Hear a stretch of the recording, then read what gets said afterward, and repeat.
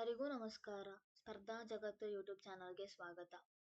ನಾವಿವತ್ತು ಏನು ನೋಡ್ತಾ ಇದ್ದೀವಿ ಅಂತ ಅಂದ್ರೆ ಪ್ರೀವಿಯಸ್ ಇಯರ್ ಕ್ವಶನ್ ಪೇಪರ್ಸ್. PDOಗೆ ಏನು ಪ್ರೀವಿಯಸ್ ಇಯರ್ ಕ್ವಶನ್ ಪೇಪರ್ ಕೊಟ್ಟಿದ್ರಲ್ಲ, ಸೊ ಆ ಪ್ರೀವಿಯಸ್ ಇಯರ್ ಕ್ವಶನ್ ಪೇಪರ್ಸ್ನ ನಾವಿವತ್ತು ಸಾಲ್ವ್ ಮಾಡ್ತಾ ಹೋಗೋಣ. ಜಸ್ಟ್ ಫಾರ್ ನಿಮಗೆ ರೆಫರೆನ್ಸ್ಗೋಸ್ಕರ ಅಂತ ನಾನು ಈ ವಿಡಿಯೋ ಮಾಡ್ತಾ ಇದ್ದೀನಿ. ಇದು 2017 29 ಅಕ್ಟೋಬರ್ 29 ಜಾನ್ವರಿ 2017 ನಡೆದಿರೋ ಎಕ್ಸಾಮ್ ಆಗಿರುತ್ತೆ. ಸೊ ಇದು ಕೊನೆಯ PDOದ ಕೊನೆಯ ಪ್ರಶ್ನೆ ಪತ್ರಿಕೆ. ಯಾಕೆ ಅಂತ ಅಂದ್ರೆ ಲಾಸ್ಟ್ ಎಕ್ಸಾಮ್ ನಡೆದಿದ್ದು 2017 ಅಲ್ಲಿ. ಸೊ ಆ ಕ್ವಶನ್ ಪೇಪರ್ ಆಗಿರುತ್ತೆ, ಸೆಕೆಂಡ್ ಕ್ವಶನ್ ಪೇಪರ್ ಆಗಿರುತ್ತೆ. ಪೇಪರ್ 2 ಇದ್ರ complete video full PDO related, PDO ಸಬ್ಜೆಕ್ಟಿಗೆ ರಿಲೇಟೆಡ್, ಗ್ರಾಮೀಣಾಭಿವೃದ್ಧಿ ಮತ್ತು ಪಂಚಾಯತ್ ರಾಜ್ ಡೆವಲಪ್ಮೆಂಟ್ ರಿಲೇಟೆಡ್ ಕ್ವಶನ್ಸ್ಗಳಿರುತ್ತೆ. ಸೊ ನಾವೀಗ ನೋಡ್ತಾ ಹೋಗೋಣ, ಒಂದೊಂದೇ ಕ್ವಶನ್ಸ್ನ ನಾವು ಸಾಲ್ವ್ ಮಾಡ್ತಾ ಹೋಗೋಣ.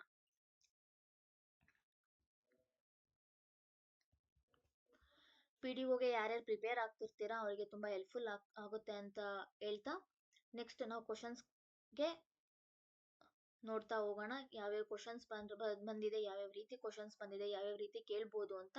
ಇದು ನಿಮ್ಮ ರೆಫರೆನ್ಸ್ಗೋಸ್ಕರ ನಾನು ಮಾಡ್ತಾ ಇರೋದು. ಮೇ ಬಿ ಇದರಲ್ಲಿರೋ ಕ್ವಶನ್ಸ್ ಬರ್ಬೋದು ಅಥವಾ ಬರ್ದಲ್ಲೇನೂ ಇರ್ಬೋದು. ನನಗೆ ಗೊತ್ತಿರೋ ಪ್ರಕಾರ, ನನಗೆ ಅನ್ಸಿರೋ ಪ್ರಕಾರ ಮೇ ಬಿ 1 or 2 ಕ್ವಶನ್ಸ್ ಪಕ್ಕ ಈ ಪೇಪರಲ್ಲಿ ಏನಿದೆ ಅದು ರಿಪೀಟ್ ಆಗೋ ಚಾನ್ಸಸ್ ಇರುತ್ತೆ. 2 or 3 ಕ್ವಶನ್ಸ್ ಮೇ ಬಿ ಬಂದೇ ಬರುತ್ತೆ, ರಿಪೀಟ್ ಆಗೋ ಚಾನ್ಸಸ್ ತುಂಬಾ ಇರುತ್ತೆ. ಸೊ ಈ ಪೇಪರ್ನ ಸಾಲ್ವ್ ಮಾಡೋದ್ರಿಂದ ನಿಮಗೆ ತುಂಬಾ ಹೆಲ್ಪ್ಫುಲ್ ಆಗುತ್ತೆ. ಎಕ್ಸಾಮಲ್ಲಿ ಅಟ್ಲೀಸ್ಟ್ 2 to 3 ಮಾರ್ಕ್ಸ್ ಅವರು ತಗೊಳ್ಳೋ ಚಾನ್ಸಸ್ ಇದೆ.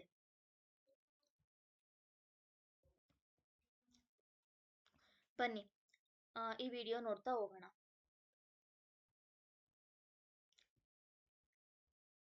ಮೊದಲು ಹೆಂಗಿತ್ತು ಪೇಪರು ಅಂತ ಅಂದ್ರೆ, ಪೇಪರ್ 1 ಬೇರೆ ಇತ್ತು, ಪೇಪರ್ 2 ಬೇರೆ ಇತ್ತು. ಪೇಪರ್ 2 ನಲ್ಲಿ ಏನಿತ್ತು ಅಂದ್ರೆ ಕಂಪ್ಲೀಟ್ ರೂರಲ್ ಡೆವಲಪ್ಮೆಂಟ್ ಮತ್ತೆ ಪಂಚಾಯತ್ ರಾಜ್ ಬಗ್ಗೆ ಕೊಡ್ತಾ ಇದ್ರು. ಆದ್ರೆ ಇವಾಗ ಸಿಲೆಬಸ್ ಪ್ಯಾಟರ್ನ್ ಎಲ್ಲ ಚೇಂಜ್ ಆಗಿರೋದ್ರಿಂದ ಪೇಪರ್ 1 ಅಲ್ಲೇನೆ, GK ಪೇಪರ್ ಅಲ್ಲೇನೆ ನಾವು PDO ರಿಲೇಟೆಡ್ ಎಲ್ಲ ಕ್ವಶನ್ಸ್ ನೋಡ್ಬೋದು. ಸೊ ಅದರಲ್ಲಿ ಮೇ ಬಿ ನಾವು ಅಂದಾಜು ಮಾಡಿರೋ ಪ್ರಕಾರ ಒಂದು 15ರಿಂದ 20 ಕ್ವಶನ್ PDO ರಿಲೇಟೆಡ್ ಕೊಡ್ಬೋದು ಅಂತ ನಾವು ಗೆಸ್ ಮಾಡಿದೀವಿ. ಸೊ ಅದರಿಂದ 15ರಿಂದ 20 ಕ್ವಶನ್ ಏನ್ ಅವ್ರು ಕೊಡ್ತಾರೆ ಅದು ನಿಮಗೆ ಹೆಲ್ಪ್ಫುಲ್ ಆಗ್ಲಿ ಅನ್ನೋ ಕಾರಣಕ್ಕೆ, ಮತ್ತೆ ಏನ್ ಕೊಟ್ಟಿದ್ದಾರೆ already previous year question paper ಅಲ್ಲಿ ತುಂಬಾ ಹೆಲ್ಪ್ಫುಲ್ ಆಗುತ್ತೆ ಅನ್ನೋ ರೀಸನ್ಗೋಸ್ಕರ ನಾವೀಗ ಈ ವಿಡಿಯೋ ಮಾಡ್ತಾ ಇದೀವಿ. ಬನ್ನಿ ಕ್ವಶನ್ಸ್ ನೋಡ್ತಾ ಹೋಗೋಣ.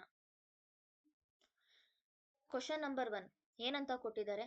2011ರ ಜನಗಣತಿಯ ಅನುಸಾರ ಕರ್ನಾಟಕದಲ್ಲಿ ಗ್ರಾಮೀಣ ಪ್ರದೇಶಗಳಲ್ಲಿ ವಾಸವಿರುವ ಜನರ ಪ್ರತಿಶತ ಪ್ರಮಾಣವು ಯಾವುದು ಅಂತ ಕೊಟ್ಟಿದ್ದಾರೆ. ಅದು 4 ಆಪ್ಷನ್ಸ್ ಕೊಟ್ಟಿದ್ದಾರೆ. ಅದರಲ್ಲಿ 60%, 60%.4, 60.4, 61.4, 62.4, 63.4 ಅಂತ ಕೊಟ್ಟಿದ್ದಾರೆ. ಕರೆಕ್ಟ್ ಆನ್ಸರ್ ಬಂದು 61.4 ಕರೆಕ್ಟ್ ಆನ್ಸರ್ ಆಗಿರುತ್ತೆ. ಮತ್ತೆ ಕರೆಕ್ಟ್ ಆನ್ಸರ್ ಬಂದು 61.4. 2011 ಜನಗಣತಿಯ ಸೆನ್ಸಸ್ ಪ್ರಕಾರ ಕರ್ನಾಟಕದಲ್ಲಿ ಗ್ರಾಮೀಣ ಪ್ರದೇಶಗಳಲ್ಲಿ ವಾಸ ಇರೋ ಜನ ಎಷ್ಟು ಅಂತ ಅಂದ್ರೆ 61.4% ಜನರು ಗ್ರಾಮೀಣ ಪ್ರದೇಶದಲ್ಲಿ ವಾಸ ಇದ್ದಾರೆ ಅಂತ ನಾವು ನೋಡ್ಬೋದಾಗಿದೆ. ಬಟ್ ಈಗ 2021 ಅಲ್ಲಿ ಸೆನ್ಸಸ್ ಆಗಿಲ್ಲ. ಸೊ ಅದು ಮೇ ಬಿ ಕೇಳಿದ್ರೆ ಇದೇ ಆನ್ಸರ್ನೇ ನೀವು ಬರೀಬೇಕಾಗುತ್ತೆ. ಇನ್ನು ಕ್ವಶನ್ ನಂಬರ್ 2 ನಲ್ಲಿ ಏನಿದೆ? ಗ್ರಾಮ ಸಭೆಯ ಸದಸ್ಯರಾಗಲು ಒಬ್ಬ ವ್ಯಕ್ತಿಯು ಎಷ್ಟು ವಯಸ್ಸನ್ನು ಹೊಂದಿರಬೇಕು ಅಂತ ಕೇಳಿದ್ದಾರೆ. ಸೊ ಒಬ್ಬ ಗ್ರಾಮ ಸಭೆಯ ಸದಸ್ಯರಾಗಲು ಒಬ್ಬ ವ್ಯಕ್ತಿಗೆ ಎಷ್ಟು ವಯಸ್ಸಾಗಿರ್ಬೇಕು ಅಂತ ಕೊಟ್ಟಿದ್ದಾರೆ. ಅದಕ್ಕೆ ಆನ್ಸರ್ ಬಂದು 15 ಇಯರ್ಸ್ ಅಂತ ಕೊಟ್ಟಿದ್ದಾರೆ, 16 ಇಯರ್ಸ್ ಅಂತ ಇದೆ, 17 ಇಯರ್ಸ್ ಅಂತ ಇದೆ, 18 ಇಯರ್ಸ್ ಅಂತ ಇದೆ. ಸೊ ನಾವು ವೋಟ್ ಹಾಕೋದಕ್ಕೆ ಯಾವ ಏಜ್ ಬೇಕೋ ಆ ಏಜನ್ನೇ ಕೂಡ ಕನ್ಸಿಡರ್ ಮಾಡಿದ್ದಾರೆ. ಸೊ 18 ವರ್ಷ ಆಗಿರ್ಬೇಕು ನಾವು ಗ್ರಾಮ ಪಂಚಾಯಿತಿಯ ಸದಸ್ಯರಾಗಲು ಅಥವಾ ಗ್ರಾಮ ಸಭೆಯ ಸದಸ್ಯರಾಗಲು 18 ವಯಸ್ಸು ತುಂಬಿರ್ಬೇಕು. ಕರೆಕ್ಟ್ ಆನ್ಸರ್ ಬಂದು ಡಿ, 18 ವರ್ಷ. ಇನ್ನು ಮೂರನೇ ಕ್ವಶನ್ ಬಂದು, ಕರ್ನಾಟಕದ 3ನೇ ಹಣಕಾಸು ನಿಗಮವು ಶಿಫಾರಸು ಮಾಡಿದಂತೆ ಪ್ರತಿ ಗ್ರಾಮ ಪಂಚಾಯಿತಿಗೆ ಕೊಡಮಾಡುವ ಶಾಸನಬದ್ಧ ಅನುದಾನ ಮೊತ್ತ ಎಷ್ಟು ಅಂತ ಕೊಟ್ಟಿದ್ದಾರೆ. ಸೊ ಆಪ್ಷನ್ಸ್ ನೋಡ್ತಾ ಹೋಗೋಣ. 5 lakhs per annum ಅಂತ ಇದೆ, 8 lakhs per annum ಅಂತ ಇದೆ, 7 lakhs per annum ಅಂತ ಇದೆ, 10 lakhs per annum ಅಂತ ಇದೆ. ಸೊ ಅವಾಗ ಏನು ಹಣಕಾಸು ನಿಗಮವೇನಿದೆ ಪ್ರತಿ ಒಂದು ಗ್ರಾಮ ಪಂಚಾಯಿತಿಗೆ ಕೊಡುವ ಅಮೌಂಟ್ ಎಷ್ಟು, ಅನುದಾನ ಮೊತ್ತ ಎಷ್ಟು ಅಂತ ಕೇಳಿದ್ದಾರೆ. ಇಲ್ಲಿ ಕೊಟ್ಟಿರೋ ಆನ್ಸರ್ ಪ್ರಕಾರ 8 lakhs per annum ಅನ್ನೋದು ಕರೆಕ್ಟ್ ಆನ್ಸರ್ ಆಗಿರುತ್ತೆ. ಅಂದ್ರೆ 8 ಲಕ್ಷ, ಪ್ರತಿ ವರ್ಷಕ್ಕೆ 8 ಲಕ್ಷ ಅನ್ನೋದು ಕರೆಕ್ಟ್ ಆನ್ಸರ್ ಆಗಿರುತ್ತೆ. ಇನ್ನ 4th ಕ್ವಶನ್ ನೋಡ್ತಾ ಹೋಗೋಣ. ತಾಲೂಕು ಪಂಚಾಯಿತಿಯನ್ನು ವಿಸರ್ಜಿಸಬಹುದಾದ ಅಧಿಕಾರವನ್ನು ಯಾರು ಹೊಂದಿರುತ್ತಾರೆ, ಅಂದ್ರೆ ಹೊಂದಿರುವವರು ಅಂತ ಕೇಳಿದ್ದಾರೆ. ಆಪ್ಷನ್ಸ್ ನೋಡ್ತಾ ಹೋದ್ರೆ ಡೆಪ್ಯೂಟಿ ಕಮಿಷನರ್ ಅಂತ ಕೊಟ್ಟಿದ್ದಾರೆ, ಮುಖ್ಯ ಕಾರ್ಯನಿರ್ವಾಹಕ ಅಧಿಕಾರಿ ಅಂತ ಕೊಟ್ಟಿದ್ದಾರೆ, ಜಿಲ್ಲಾ ಪಂಚಾಯಿತಿ ಅಂತ ಕೊಟ್ಟಿದ್ದಾರೆ, ಮತ್ತೆ ರಾಜ್ಯ ಸರ್ಕಾರ ಅಂತ ಕೊಟ್ಟಿದ್ದಾರೆ. ಸೊ ಇದಕ್ಕೆ ಕರೆಕ್ಟ್ ಆನ್ಸರ್ ಬಂದು ರಾಜ್ಯ ಸರ್ಕಾರ. ಒಂದು ತಾಲೂಕು ಪಂಚಾಯತಿನ ವಿಸರ್ಜನೆ ಮಾಡುವುದಕ್ಕೆ ಅಧಿಕಾರ ಯಾರು ಹೊಂದಿರ್ತಾರೆ ಅಂತಂದ್ರೆ ಅದು ರಾಜ್ಯ ಸರ್ಕಾರ ಮಾತ್ರ ಹೊಂದಿರುತ್ತೆ. ಕರೆಕ್ಟ್ ಆನ್ಸರ್ ಬಂದು ರಾಜ್ಯ ಸರ್ಕಾರ.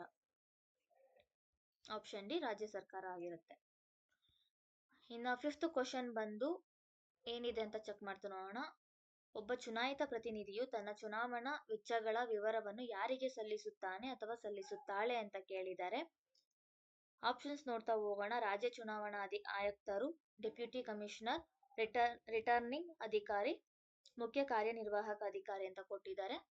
ಒಬ್ಬ ಚುನಾಯಿತ ಪ್ರತಿನಿಧಿಯು ತನ್ನ ಚುನಾವಣಾ ವೆಚ್ಚಗಳ ವಿವರವನ್ನು ಯಾರಿಗೆ ಸಲ್ಲಿಸುತ್ತಾನೆ ಅಂತ ಕೇಳಿರೋ ಕ್ವಶನ್ಸಿಗೆ ಅವರು ಚುನಾವಣೆಯಲ್ಲಿ ಏನು ವೆಚ್ಚಗಳನ್ನ ಮಾಡಿರ್ತೀರಾ ಅಷ್ಟು ವೆಚ್ಚಗಳನ್ನ ರಿಟರ್ನಿಂಗ್ ಅಧಿಕಾರಿಗೆ ಸಲ್ಲಿಸಬೇಕಾಗುತ್ತದೆ. ಆಪ್ಷನ್ ಬಂದ್ಬಿಟ್ಟು ರಿಟರ್ನಿಂಗ್ ಅಧಿಕಾರಿ, ಇದು ಕರೆಕ್ಟ್ ಆನ್ಸರ್ ಆಗಿರುತ್ತೆ. ಇನ್ನು ಆಪ್ಷನ್ 6 ಏನು ಕ್ವಶನ್ ಇದೆ ಅಂತಂದ್ರೆ ಬಾಲಕಾರ್ಮಿಕರೆಂದರೆ ಯಾರು ಅಂತ. ಬಾಲಕಾರ್ಮಿಕರೆಂದರೆ ಯಾವ ವಯಸ್ಸಿನ ಮಕ್ಕಳು ಅಂತ ಕೇಳುತ್ತಾರೆ. ಯಾವ ವಯಸ್ಸಿನ ಒಳಗಿನ ಮಕ್ಕಳು ಕೆಲಸ ಮಾಡುತ್ತಿರುವ ಮಕ್ಕಳಾಗಿರುತ್ತಾರೆ ಅಂತ ಕೇಳ್ತಾರೆ. ಆಪ್ಷನ್ಸ್ ಏನಿದೆ 18 ವರ್ಷ, 15 ವರ್ಷ, 16 ವರ್ಷ, 14 ವರ್ಷ ಅಂತ ಇದೆ. 14 ವರ್ಷ ಒಳಗಿನ ಮಕ್ಕಳನ್ನು ಬಾಲಕಾರ್ಮಿಕರು ಅಂತ ಕರಿತೀವಿ. ಆಪ್ಷನ್ ಡಿ ಆನ್ಸರ್ 14 ವರ್ಷಗಳು ಆಗಿರುತ್ತೆ. ಇನ್ನು 7th ಆಪ್ಷನ್ ಅಲ್ಲಿ ಏನಿದೆ ಅಂತ ನೋಡ್ತಾ ಹೋದ್ರೆ ಗ್ರಾಮ ಮಟ್ಟದಲ್ಲಿ ಮಹಿಳೆಯರಿಗೆ ಮತ್ತು ಮಕ್ಕಳಿಗೆ ಹೆಚ್ಚುವರಿ ಪೋಷಣೆಯನ್ನು ಒದಗಿಸುವ ಸಂಸ್ಥೆಯು ಏನಾಗಿರುತ್ತೆ ಅಂತ ಕೇಳಿದ್ದಾರೆ. ಅಂದ್ರೆ ಗ್ರಾಮ ಮಟ್ಟದಲ್ಲಿ ಯಾವ ಸಂಸ್ಥೆ ಮಕ್ಕಳಿಗೆ ಮತ್ತು ಮಹಿಳೆಯರಿಗೆ ಹೆಚ್ಚುವರಿ ಪೋಷಣೆ ಒದಗಿಸುವ ಸಂಸ್ಥೆ ಆಗಿರುತ್ತೆ ಅಂತ ಕೇಳಿದ್ದಾರೆ. ಆಪ್ಷನ್ ಬಂದು ಉಪಕೇಂದ್ರ, ರೇಷನ್ ಅಂಗಡಿ, ಅಂಗನವಾಡಿ, ಬಾಲವಾಡಿ ಅಂತ ಕೊಟ್ಟಿದ್ದಾರೆ. ಅಂಗನವಾಡಿ ಅನ್ನೋದು ಕರೆಕ್ಟ್ ಆನ್ಸರ್ ಆಗಿರುತ್ತೆ. ಅಂಗನವಾಡಿಗಳಲ್ಲಿ ಪೋಷಕಾಂಶ ತುಂಬಿದಂತಹ ಕೆಲವೊಂದು ಫುಡ್ ಐಟಮ್ಸ್ಗಳನ್ನ ಕೊಡ್ತಾ ಇರ್ತಾರೆ. ಸೊ ಅಂಗನವಾಡಿ ಅನ್ನೋದು ಕರೆಕ್ಟ್ ಆನ್ಸರ್ ಆಗಿರುತ್ತೆ. 8th ಕ್ವಶನ್ ಬಂದು ಏನ್ ಕೊಟ್ಟಿದ್ದಾರೆ ಅಂತಂದ್ರೆ ಗ್ರಾಮ ಸ್ವರಾಜ್ ಎಂಬ ಪರಿಕಲ್ಪನೆಯನ್ನು ನೀಡಿದವರು ಯಾರು ಅಂತ ಕೊಟ್ಟಿದ್ದಾರೆ. ಆಪ್ಷನ್ಸ್ ನೋಡ್ತಾ ಹೋದ್ರೆ ವೈ.ವಿ. ರೆಡ್ಡಿ, ಬಲ್ವಂತ್ ರಾಯ್ ಮೆಹ್ತಾ, ಎಂ.ಕೆ. ಗಾಂಧಿ, ಜಯಪ್ರಕಾಶ್ ನಾರಾಯಣ್ ಅಂತ ಇದೆ. ಕರೆಕ್ಟ್ ಆನ್ಸರ್ ಬಂದು ಎಂ.ಕೆ. ಗಾಂಧಿ.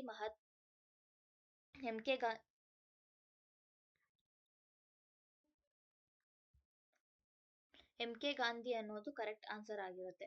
ಗ್ರಾಮ ಸ್ವರಾಜ್ ಎಂಬ ಪರಿಕಲ್ಪನೆಯನ್ನು ನೀಡಿದವರು ಎಂ.ಕೆ. ಗಾಂಧಿ. ಇನ್ನು 9th ಕ್ವಶನ್ ನೋಡ್ತಾ ಹೋದ್ರೆ ಜನವಸತಿ ಸಭೆಯ ಕೋರಂನನ್ನು ಡ್ಯಾಶ್ ಎಂದು ನಿಗದಿಗೊಳಿಸಲಾಗಿದೆ. ಜನವಸತಿ ಸಭೆಯ ಕೋರಂ ಅನ್ನು ಡ್ಯಾಶ್ ಎಂದು ನಿಗದಿಗೊಳಿಸಲಾಗಿದೆ. ಆಪ್ಷನ್ಸ್ ನೋಡ್ತಾ ಹೋಗೋಣ. 20 ಮೆಂಬರ್ಸ್ ಅಥವಾ 1.5 ವೋಟರ್ಸ್ ಅಥವಾ 20 ಮೆಂಬರ್ಸ್ ಆರ್ 1.5 ಆಫ್ ವೋಟರ್ಸ್ ಅಥವಾ 20 ಮೆಂಬರ್ಸ್ ಮತ್ತು 1.5 ರಷ್ಟು ಮತದಾರರು ಅಂತ ಕೊಟ್ಟಿದ್ದಾರೆ. ಆಕ್ಚುಲಿ ಇದು ಅಥವಾ ಇದು ಯಾಕಂದ್ರೆ ಎ ಆರ್ ಬಿ ಅಂತ ಇದೆ. But A or B questions ಎರಡು ಆಪ್ಷನ್ ಸಿ ನಲ್ಲಿ ಕೊಟ್ಟಿರೋದ್ರಿಂದ ಆಪ್ಷನ್ ಸಿ ಆನ್ಸರ್ ಆಗಿರುತ್ತೆ. 20 ಜನ ಮೆಂಬರ್ಸು ಅಥವಾ 1 ಅಥವಾ 5ರಷ್ಟು ವೋಟರ್ಸ್ ಮತದಾರರು ಇರಬೇಕು. ಜನವಸತಿ ಸಭೆಯ ಕೋರಂ ಅನ್ನು 20 ಸದಸ್ಯರು ಅಥವಾ 1 ಅಥವಾ 5ರಷ್ಟು ಮತದಾರರಿಂದ ನಿಗದಿಗೊಳಿಸಲಾಗಿದೆ. 10ನೇ ಕ್ವಶನ್ ಬಂದು ಇತರೆ ಹಿಂದುಳಿದ ವರ್ಗಗಳಿಗೆ ತಾಲೂಕು ಪಂಚಾಯತ್ ಸದಸ್ಯತ್ವದಲ್ಲಿ ನೀಡಲಾದ ಮೀಸಲಾತಿಯ ಪ್ರಮಾಣವು ಒಟ್ಟು ಸದಸ್ಯರ ಡ್ಯಾಶ್ ಪ್ರಮಾಣವಾಗಿದೆ ಅಂತ ಕೊಟ್ಟಿದ್ದಾರೆ. ಹಿಂದುಳಿದ ವರ್ಗಗಳಿಗೆ ತಾಲೂಕು ಪಂಚಾಯಿತಿಯ ಸದಸ್ಯತ್ವ ನೀಡಲಾದ ಮೀಸಲಾತಿ ಎಷ್ಟು ಪ್ರಮಾಣ ಕೊಟ್ಟಿದ್ದಾರೆ ಅಂತ ಕೇಳಿದ್ದಾರೆ. ಅಂದ್ರೆ 1.3ರಷ್ಟು ಪ್ರಮಾಣ ಕೊಟ್ಟಿದ್ದಾರೆ. ತಾಲೂಕು ಪಂಚಾಯಿತಿ ಸದಸ್ಯತ್ವದಲ್ಲಿ ಹಿಂದುಳಿದ ವರ್ಗಗಳಿಗೆ 1/3ರಷ್ಟು ಭಾಗ ಕೊಟ್ಟಿದ್ದಾರೆ. ಆಪ್ಷನ್ ಎ ಬಂದು ಕರೆಕ್ಟ್ ಆನ್ಸರ್ ಆಗಿರುತ್ತೆ. ಇನ್ನು ಆಪ್ಷನ್ 11th ಕ್ವಶನ್ ಏನಿದೆ ಅಂತ ಚೆಕ್ ಮಾಡ್ತಾ ಹೋಗೋಣ. ಗ್ರಾಮ ಸಭೆಯನ್ನು ಕನಿಷ್ಠ ಡ್ಯಾಶ್ ತಿಂಗಳಿಗೊಮ್ಮೆ ಜರುಗಿಸಲಾಗುತ್ತದೆ. ಗ್ರಾಮ ಸಭೆಯನ್ನು ಕನಿಷ್ಠ ಎಷ್ಟು ತಿಂಗಳಿಗೆ ಜರುಗಿಸಲಾಗುತ್ತದೆ ಅಂದ್ರೆ ಗ್ರಾಮ ಪಂಚಾಯತಿ ಮೀಟಿಂಗ್ ಏನ್ ಮಾಡ್ತಾರಲ್ಲ ಎಷ್ಟು ದಿನಗಳಿಗೆ ಎಷ್ಟು ತಿಂಗಳಿಗೆ ಒಂದ್ಸತಿ ಮಾಡ್ಬೇಕಾಗತ್ತೆ ಅಂತ ಕೊಟ್ಟಿದ್ದಾರೆ. ಆಪ್ಷನ್ ಬಂದು 3, 6, 9, 12 ಅಂತ ಕೊಟ್ಟಿದ್ದಾರೆ. ಆಕ್ಚುಲಿ ಕರೆಕ್ಟ್ ಆನ್ಸರ್ ಬಂದು 6 ಮಂತ್ಸಿಗೆ ಒಂದ್ಸತಿ ಗ್ರಾಮ ಸಭೆಯ ಮೀಟಿಂಗು ಆಗ್ಬೇಕಾಗತ್ತೆ. ಕನಿಷ್ಠ 6 ತಿಂಗಳಿಗೊಮ್ಮೆ ಗ್ರಾಮ ಸಭೆಯ ಮೀಟಿಂಗ್ನ ಜರುಗಿಸಬೇಕಾಗತ್ತೆ. ಇನ್ನು ಆಪ್ಷನ್ 12 ಏನ್ ಕ್ವಶನ್ ಕೊಟ್ಟಿದ್ದಾರೆ ನೋಡ್ತಾ ಹೋಗೋಣ. ಗ್ರಾಮ ಪಂಚಾಯಿತಿಯಲ್ಲಿ ನೈರ್ಮಲ್ಯ ಕಾರ್ಯಕ್ರಮಗಳನ್ನು ಅನುಷ್ಠಾನಗೊಳಿಸುವವರು ಯಾರು ಅಂತ ಕೊಟ್ಟಿದ್ದಾರೆ. ಸಾಮಾಜಿಕ ಮತ್ತು ನ್ಯಾಯ ಸಮಿತಿ. ಆನ್ಸರ್ ಬಂದು ಸಾಮಾಜಿಕ ಮತ್ತು ನ್ಯಾಯ ಸಮಿತಿ. 13th ಕ್ವಶನ್ ನೋಡ್ತಾ ಹೋಗೋಣ. ಕರ್ನಾಟಕ ಗ್ರಾಮ ಸ್ವರಾಜ್ ಮತ್ತು ಪಂಚಾಯತ್ ರಾಜ್ ಕಾಯ್ದೆ 1993ರ ಯಾವ ಸೆಕ್ಷನ್ ಅಡಿಯಲ್ಲಿ ಗ್ರಾಮ ಪಂಚಾಯಿತಿಗಳು ವಿಧಿಸಬಹುದಾದ ತೆರಿಗೆ ಮತ್ತು ದರಗಳನ್ನು ಪರಿಷ್ಕರಣೆಗೆ ಅವಕಾಶ ಮಾಡಿಕೊಡಲ್ಪಟ್ಟಿದೆ? ಗ್ರಾಮ ಪಂಚಾಯಿತಿಗಳು ತೆರಿಗೆ ಮತ್ತು ದರಗಳನ್ನು ಪರಿಷ್ಕರಣೆಗೆ ಅವಕಾಶ ಯಾವ ಸೆಕ್ಷನ್ ಅಲ್ಲಿ ಕೊಟ್ಟಿದ್ದಾರೆ. ಇಲ್ಲಿ ಆನ್ಸರ್ ಏನ್ ಕೊಟ್ಟಿದ್ದಾರೆ, 199A ಶೆಡ್ಯೂಲ್ 4 ಅನುಸೂಚಿ 4 1199 ಸೆಕ್ಷನ್ ಎ ಅಡಿಯಲ್ಲಿ ಈ ಕಾಯ್ದೆಯ ಪ್ರಕಾರ ಕರ್ನಾಟಕ ಗ್ರಾಮ ಪಂಚಾಯಿತಿ ಮತ್ತು ಪಂಚಾಯತ್ ರಾಜ್ ಕಾಯ್ದೆಯ ಪ್ರಕಾರ 199A ಶೆಡ್ಯೂಲ್ 4 ಇದರ ಅಡಿಯಲ್ಲಿ ಗ್ರಾಮ ಪಂಚಾಯಿತಿಗಳು ವಿಧಿಸಬಹುದಾದ ತೆರಿಗೆ ಮತ್ತು ದರಗಳನ್ನು ಅವಕಾಶ ಮಾಡಲ್ಪಟ್ಟಿದೆ ಅಂತ ನಾವು ತಿಳ್ಕೊಬಹುದಾಗಿದೆ. ಇನ್ನು ಕ್ವಶನ್ ನಂಬರ್ 14, ಕರ್ನಾಟಕ ಗ್ರಾಮ ಪಂಚಾಯತ್ ಸ್ವರಾಜ್ ಮತ್ತು ಪಂಚಾಯತ್ ರಾಜ್ ಕಾಯ್ದೆಯ 1993ರ ಯಾವ ಸೆಕ್ಷನ್ ಅಡಿಯಲ್ಲಿ ಸರಿಹೊಂದಿಸಲಾಗದ ಅಂದ್ರೆ ಮರುಪಡೆಯಲಾಗದ ಮೊತ್ತವನ್ನು ಮನ್ನಾ ಮಾಡುವ ಅಧಿಕಾರವನ್ನು ಗ್ರಾಮ ಪಂಚಾಯಿತಿಗೆ ಹೊಂದಿರುತ್ತದೆ ಅಂತ ಕೇಳಿದ್ದಾರೆ. ಯಾವ ಸೆಕ್ಷನ್ ಅಡಿಯಲ್ಲಿ ಬರುತ್ತೆ ಅಂತ ಅಂದ್ರೆ ಇದು 245 ಅಂದ್ರೆ ಆಪ್ಷನ್ ಡಿ 245 ಸೆಕ್ಷನ್ ಅಡಿಯಲ್ಲಿ ಬರುತ್ತೆ. ಇನ್ನ 15th ಕ್ವಶನ್ ನೋಡ್ತಾ ಹೋಗೋದಾದ್ರೆ, ಅಕ್ಟೋಬರ್ 2016ರ ವೇಳೆಗೆ ಭಾರತದಲ್ಲಿ ನರೇಗಾ ಕಾಯ್ದೆಯಡಿಯಲ್ಲಿ ಒಳಗೊಂಡಿರುವ ಒಟ್ಟು ಜಿಲ್ಲೆಗಳ ಸಂಖ್ಯೆಯು ಎಷ್ಟು ಅಂತ ಕೊಟ್ಟಿದ್ದಾರೆ. 661 ಜಿಲ್ಲೆ ಅದರ ಅಡಿಯಲ್ಲಿ ಕಾಯ್ದೆ ಅಡಿಯಲ್ಲಿ ಒಳಗೊಂಡಿದೆ ಅಂತ ನಾವು ಹೇಳ್ಬೋದು. ಇನ್ನ 16th ಒನ್ ಏನಿದೆ, ಸಂವಿಧಾನದ ಯಾವ ಭಾಗವು ಪಂಚಾಯಿತಿಗಳ ವಹಿವಾಟಿನ ಬಗೆಗೆ ವಿವರಗಳನ್ನು ಒಳಗೊಂಡಿದೆ ಅಂತ ಕೇಳಿದ್ದಾರೆ. ಪಾರ್ಟ್ 9 ಭಾಗ 9. ಭಾಗ 9 ಸಂವಿಧಾನದ ಭಾಗ 9ರಲ್ಲಿ ಪಂಚಾಯಿತಿ ವಹಿವಾಟಿನ ಬಗ್ಗೆ ವಿವರಗಳನ್ನು ಒಳಗೊಂಡಿದೆ. 17ನೇ ಕ್ವಶನ್ ಏನ್ ಕೊಟ್ಟಿದ್ದಾರೆ, ಮೈಸೂರು ಗ್ರಾಮ ಪಂಚಾಯಿತಿ ಮತ್ತು ಸ್ಥಳೀಯ ಬೋರ್ಡ್ಗಳ ಕಾಯ್ದೆಯನ್ನು ಅಂಗೀಕರಿಸಿದ ವರ್ಷ ಯಾವುದು ಅಂತ ಕೇಳಿದ್ದಾರೆ. ಇದಕ್ಕೆ ಕರೆಕ್ಟ್ ಆನ್ಸರ್ ಬಂದು 1959. ಅಂದ್ರೆ ಮೈಸೂರು ಗ್ರಾಮ ಪಂಚಾಯಿತಿ ಮತ್ತು ಸ್ಥಳೀಯ ಬೋರ್ಡ್ಗಳ ಕಾಯ್ದೆಯನ್ನು ಅಂಗೀಕರಿಸಿದ ವರ್ಷ 1959. 18th ಕ್ವಶನ್, ಗ್ರಾಮ ಪಂಚಾಯಿತಿಯ ಸದಸ್ಯತ್ವದಲ್ಲಿ ಪರಿಶಿಷ್ಟ ಜಾತಿ, ಪರಿಶಿಷ್ಟ ಪಂಗಡ, ಇತರೆ ಹಿಂದುಳಿದ ವರ್ಗಗಳು ಹಾಗೂ ಮಹಿಳೆಯರಿಗೆ ನೀಡಲಾದ ಮೀಸಲಾತಿಯ ಪ್ರಮಾಣವು ಯಾವುದನ್ನು ಮೀರಬಾರದು, ಎಷ್ಟು % ಮೀರಬಾರದು ಅಂತ ಕೇಳಿದ್ದಾರೆ. ಆಕ್ಚುಲಿ 50% ಮೀರಬಾರದು. ಪರಿಶಿಷ್ಟ ಜಾತಿಯ ಸದಸ್ಯತ್ವದಲ್ಲಿ ಪರಿಶಿಷ್ಟ ಜಾತಿ SC, ST ಮತ್ತೆ ಹಿಂದುಳಿದ ವರ್ಗಗಳಿಗೆ ಮತ್ತು ಮಹಿಳೆಯರಿಗೆ 50% ಮೀಸಲಾತಿಯನ್ನು ಕೊಟ್ಟಿದ್ದಾರೆ. ಅದನ್ನು ಮೀರಿರಬಾರದು ಅಂತ ಹೇಳಿದ್ದಾರೆ. 19th ಕ್ವಶನ್, ಕರ್ನಾಟಕ ಗ್ರಾಮ ಪಂಚಾಯತ್ ಮಾನವ ಅಭಿವೃದ್ಧಿ ಸೂಚ್ಯಂಕದಲ್ಲಿ ಈ ಕೆಳಗಿನವು ಯಾವ ಗ್ರಾಮ ಪಂಚಾಯಿತಿಯು ಪ್ರಥಮ ಸ್ಥಾನ ಪಡೆದುಕೊಂಡಿದೆ? ಶ್ರೀಕಂಠಪುರ ಇದ್ರದ್ದು ಆನ್ಸರ್. 20 ಕ್ವಶನ್ ನೋಡ್ತಾ ಹೋಗೋಣ. ಒಬ್ಬ ಜಿಲ್ಲಾ ಪಂಚಾಯಿತಿ ಸದಸ್ಯನು ತನ್ನ ರಾಜೀನಾಮೆಯನ್ನು ಯಾರಿಗೆ ನೀಡಬೇಕೆಂದು ಅಂತ ಕೇಳಿದರೆ, ಜಿಲ್ಲಾ ಪಂಚಾಯಿತಿ ಸದಸ್ಯನು ತನ್ನ ರಾಜೀನಾಮೆಯನ್ನು ಜಿಲ್ಲಾ ಪಂಚಾಯಿತಿ ಅಧ್ಯಕ್ಷರಿಗೆ ಕೊಡಬೇಕಾಗುತ್ತೆ. ಜಿಲ್ಲಾ ಪಂಚಾಯಿತಿ ಅಧ್ಯಕ್ಷರ ಸಂಬಳವನ್ನು ಡ್ಯಾಶ್ ಎಂದು ನಿಗದಿಪಡಿಸಲಾಗಿದೆ ಅಂತ ಕೇಳಿದ್ದಾರೆ. ಸ್ಯಾಲರಿ ಆಫ್ ಪ್ರೆಸಿಡೆಂಟ್ ಅಂದ್ರೆ ಪ್ರೆಸಿಡೆಂಟ್ ಏನಿರ್ತಾರೆ ಜಿಲ್ಲಾ ಪಂಚಾಯಿತಿ ಅಧ್ಯಕ್ಷರ ಸಂಬಳವನ್ನು ಏನಂತ ನಿಗದಿಪಡಿಸಿದ್ದಾರೆ ಅಂತ ಕೊಟ್ಟಿದ್ದಾರೆ. ತಿಂಗಳಿಗೆ 2250 ರೂಪಾಯಿ. ಒಬ್ಬ ಜಿಲ್ಲಾ ಪಂಚಾಯಿತಿ ಅಧ್ಯಕ್ಷನ ಸಂಬಳ ತಿಂಗಳಿಗೆ 2250 ರೂಪಾಯಿ ಆಗಿರುತ್ತೆ. 22 ಕ್ವಶನ್ ನೋಡ್ತಾ ಹೋಗೋಣ. ಗ್ರಾಮ ಪಂಚಾಯಿತಿಯಲ್ಲಿ ಅಧ್ಯಕ್ಷರ ಹಾಗೂ ಉಪಾಧ್ಯಕ್ಷರ ಗೈರು ಹಾಜರಿಯಲ್ಲಿ ಅಧ್ಯಕ್ಷರ ಕಾರ್ಯಭಾರವನ್ನು ಯಾರು ನಿರ್ವಹಿಸಬೇಕು ಅಂತ ಕೊಟ್ಟಿದ್ದಾರೆ. ಅದಕ್ಕೆ ಆನ್ಸರ್ ನೋಡ್ತಾ ಹೋಗೋದಾದ್ರೆ ಚೇರ್ಮನ್ ಸಾಮಾಜಿಕ ನ್ಯಾಯ ಸಮಿತಿಯ ಅಧ್ಯಕ್ಷರು ಯಾರಿರ್ತಾರೆ, chairman of social justice committee, ಅವರು ಉಪಾಧ್ಯಕ್ಷ ಮತ್ತೆ ಅಧ್ಯಕ್ಷ ಬಂದಿಲ್ಲ ಅಂತಂದ್ರೆ, ಅವ್ರೇನಾದ್ರೂ ಗೈರು ಹಾಜರಾಗಿದ್ರು ಅಂತಂದ್ರೆ ಅವರ ಸ್ಥಾನವನ್ನು ಅಧ್ಯಕ್ಷರು ಮತ್ತು ಸಾಮಾಜಿಕ ನ್ಯಾಯ ಸಮಿತಿಯು ಅವ್ರು ನಿಭಾಯಿಸ್ಬೇಕಾಗುತ್ತೆ. ಇನ್ನು 23 ಕ್ವಶನ್ಸ್ ನೋಡ್ತಾ ಹೋಗೋದಾದ್ರೆ, ಈ ಕೆಳಗಿನವುಗಳಲ್ಲಿ ಯಾವ ರಾಜ್ಯದಲ್ಲಿ ಪಂಚಾಯತ್ ರಾಜ್ ವ್ಯವಸ್ಥೆ ಜಾರಿಯಲ್ಲಿದೆ ಅಂತ ಕೇಳಿದ್ದಾರೆ. ಈ ಕೆಳಗಿನವುಗಳಲ್ಲಿ ಯಾವ ರಾಜ್ಯದಲ್ಲಿ ಪಂಚಾಯತ್ ರಾಜ್ ವ್ಯವಸ್ಥೆ ಜಾರಿಯಲ್ಲಿದೆ ಅಂತ ನೋಡ್ತಾ ಹೋದ್ರೆ, ಮಣಿಪುರದಲ್ಲಿ ಪಂಚಾಯತ್ ರಾಜ್ ವ್ಯವಸ್ಥೆ ಇದೆ ಅಂತ ನಾವು ನೋಡ್ತಾ ಹೋಗ್ಬೋದು. 24 ಕ್ವಶನ್ ನೋಡ್ತಾ ಹೋಗೋದಾದ್ರೆ, ಒಬ್ಬ ಚುನಾಯಿತ ಗ್ರಾಮ ಪಂಚಾಯಿತಿ ಸದಸ್ಯ ತನ್ನ ಸ್ವತ್ತು ಮತ್ತು ಬಾಧ್ಯತೆಗಳನ್ನು ಆತ ಅಥವಾ ಆಕೆ ಚುನಾಯಿತನಾದ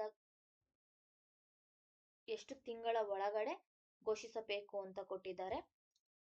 ಒಬ್ಬ ಎಲೆಕ್ಟ್ ಆಗಿರೋಂತ ಏನ್ ಸದಸ್ಯ ಇರ್ತಾನೆ, ಅವನು 3 ತಿಂಗಳು ಒಳಗಡೆ ಅವನ ಆಸ್ತಿ ಮತ್ತೆ ಸ್ವತ್ತು ಬಾಧ್ಯತೆಗಳನ್ನ ಘೋಷಣೆ ಮಾಡ್ಬೇಕಾಗತ್ತೆ.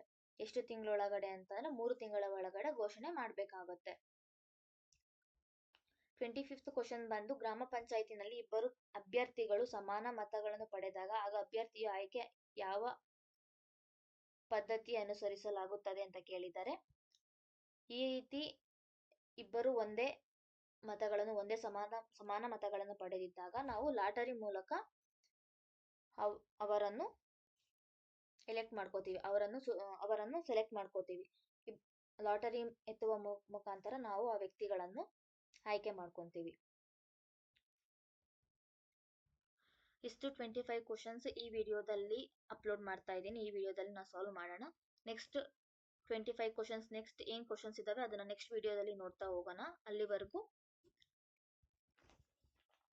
Thank you so much. ಹಿಂಗೆ ಸಪೋರ್ಟ್ ಮಾಡ್ತಾ ಇರಿ. Please subscribe and thank you so much for watching.